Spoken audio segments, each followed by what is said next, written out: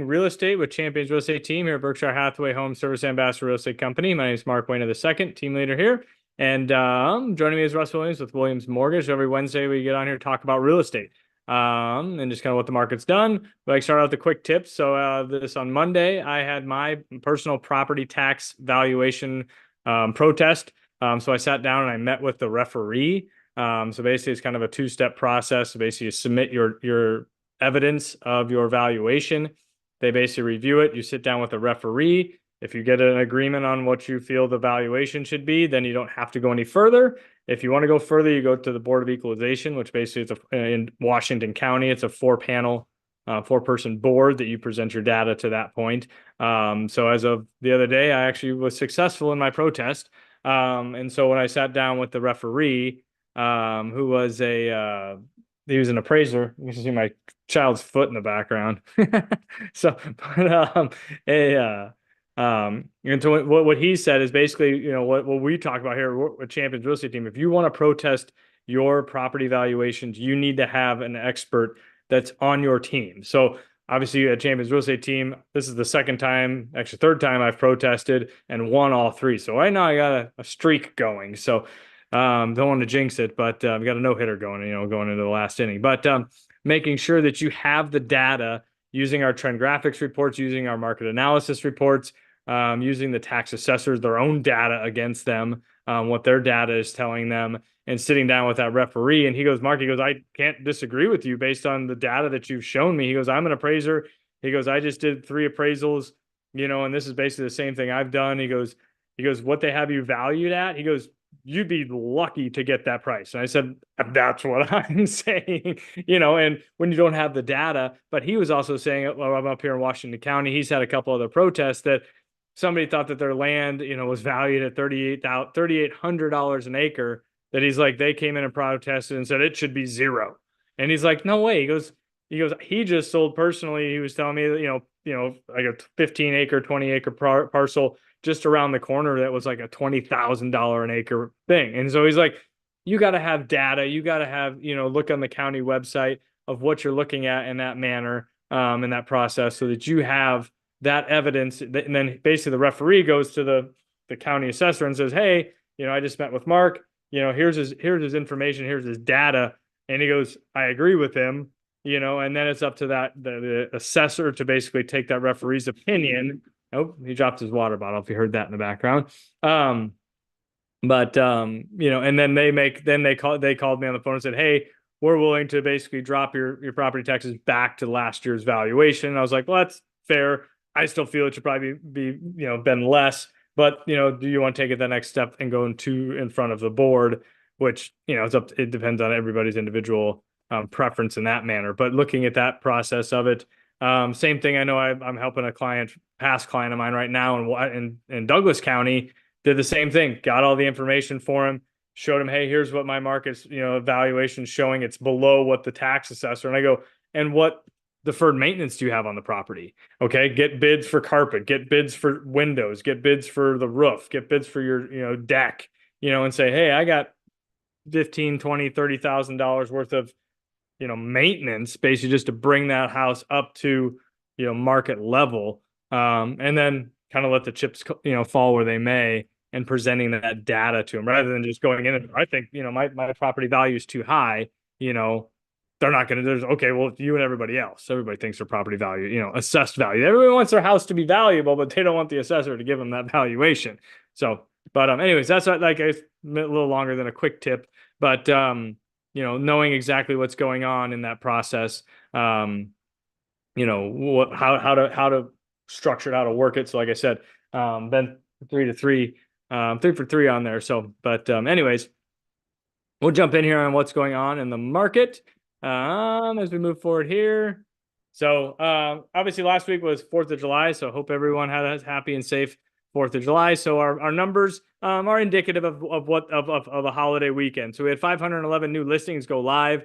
Somebody wanted to get firecrackers, get crazy, get their house on the market in the celebration. And then so we didn't necessarily see those fireworks on the new contract. So we thought some of the buyers were out having a good time, celebrating the 4th of July. So we're at 366 on our numbers on the new contracts.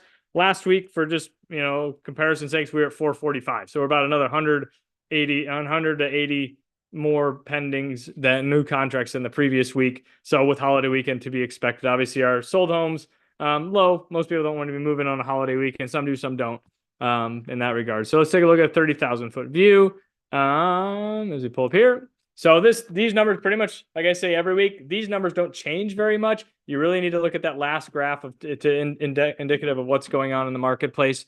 So we have 3,062 active listings in the Omaha and Lincoln MLS. Douglas Sarpy County is at 1857. Existing homes at 903, and then new construction 953. 2.2 month supply of inventory. The average sold price is at 347, was 345 last week, up about 4.5% from this time last year. So we're still seeing that appreciation, not as a gangbusters that we saw a couple of years ago with that, the government, that stimulus and all that stuff flowing that money, which obviously now we're seeing with inflation in that regard. So as we're talking inflation, I guess we probably should talk about what our economy is doing and how the mortgage industry is doing. So how are we doing, Russ? Doing pretty well, Mark. Happy July to you. I'm shocked that we're in the middle of July here. We're seeing mortgage rates continuing to soften just a little bit. They're getting a little bit better, and we feel that trend may continue as we're seeing weakened numbers on the employment front. The Fed, which has an indirect impact on what mortgage rates do, they have a dual mandate. That dual mandate the Fed has is price stability, which means inflation, deflation, as well as full employment. Now, we all know that inflation has been higher than what any of us want it to be. It is getting better, but the way that they do their calculation is not going to come down very quickly. The second piece of the dual mandate, though, is unemployment. And every 6 weeks when the Fed meets, in every other meeting, they put together what they call the dot plot. And a couple of meetings ago, one of the dot plots showed that the majority of the voting members of the Federal Reserve Bank felt that they needed to act if we saw unemployment hit 4.1%. Well, in the most recent numbers last Friday, the unemployment rate hit 4.1%. And so the markets, meaning bond markets, they really are feeling that we could see a slowdown coming, and that will be very favorable for mortgage rates. The Fed has not, of course, acted yet. Most analysts are thinking, and right now the forecast is that the Fed will start to hit lower short-term rates beginning with their September meeting. But the markets are wanting to move really bad, Mark. They want the rates to come down. But having said that, we anticipate we could see some improvement in rates as we head into the latter part of the year.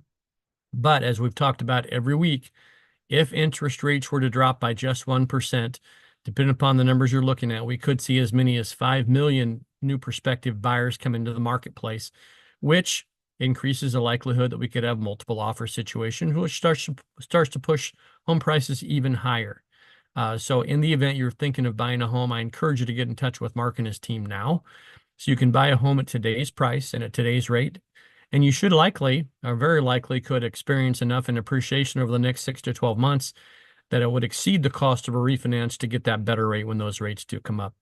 For those of you that are thinking you might want to move up into that next up home, that the final home, the dream home, there's no better time to get your current home on the market and sell it today, and then buy the new home that you want without seeing that home price on the new home go up as well. So interest rates generally, though, are fluctuating somewhere just below 7% for your conventional loans, a little bit better than that for gubbies, and we anticipate as we head throughout the rest of the year that will accelerate moving downwards. Are we going to hit 3.5%, 4%, Mark? No. But if we get below 6% in 2024, that's a very good thing. I don't know that will happen, but that would be a very good thing. Yeah. And historically, over my 16 years of being in the business, after 4th of July, it slows down. It had, and I think we're kind of in a more of a normal market cycle, in my opinion. We're not, like you said, if we drop rates, yes, we'll probably see another big push and surge of buyers. But this is the time now where a lot of families are taking vacations before school starts. They're trying to get things done. Then they're off, the mindset of people is, oh, we're getting to school. We got to get in that mindset, and people kind of put the home buying, home selling sometimes a little bit down the pecking order. And this is a time now that if you're from a buyer's perspective, maybe you've missed out over the last year and you're like, oh, rates are still, too high. get out there and, meet with one of us here, Champions team. We'll sit down with you and give you just a playbook of what's going on, give you a scouting report of what we're seeing from sellers, what we're seeing from buyers.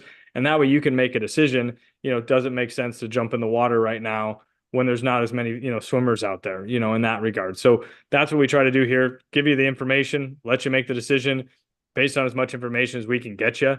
We're just here to help you and guide you through that process. So, but yeah, if you have any questions, give us a holler. My number's down here, 672-7670. Reach out, obviously, any of the social media platforms. Give Russ a holler, 290-8936. And we're also getting we're actually getting our website up and running. So it's still active on our championsrealestateteam.com. But we've got the new homepage, kind of it's, on the back end right now. It hasn't gone forward facing, but kind of excited about it. So we'd love to hear some feedback once we get that live. Obviously, once we get it live, we'll kind of go over it here on our show and go from there. So, but yeah, if you have any questions, give us a holler. Happy to help, and see everybody next week.